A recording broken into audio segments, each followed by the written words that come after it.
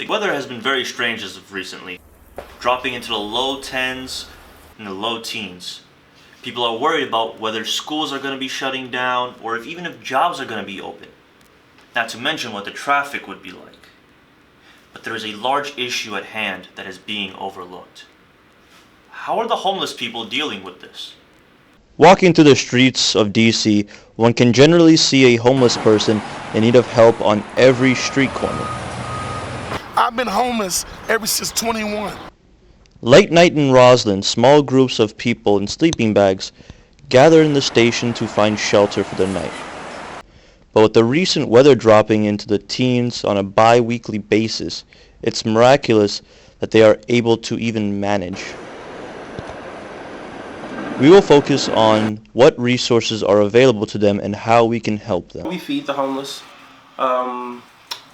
not only in organized platforms like what we're doing on the 10th, but we also just when we're out filming, like homeless people walk up to us all the time and say, "Hey, we're hungry," and we'll just buy them food. People keep coming to give you blankets, you cover up with them blankets, and you got each other body heat.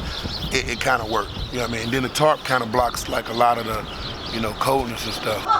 But during the day, when I do a get by, sometimes they have little rec centers and stuff where you can sit in and chill, stuff like that. They have workshops you can go to try to find jobs, stuff like that. We're trying to go out and just see what we can do as far as helping, whether it be clothes, whether it be food, toiletries, whatever. One of the ways that we help the homeless, many of whom are here on the streets because of the shelters nearby, is that we provide sandwiches and coffee, water, and desserts 3, 4, 5 days a week, depending. Usually it's in the morning, sometimes the afternoon. It depends on volunteers to come and do that. We also, when they come in, we have a whole classroom full of clothes, men's, women's, and children's clothing. So we make that available. They can come and get a sandwich, a couple sandwiches, something to drink, and they can go and get whatever clothes they need that we have. So we have it on the racks they can take. I'm going to do this every month until I get enough people to actually start a nonprofit or to get funding for a nonprofit. I'm not going to stop until that happens.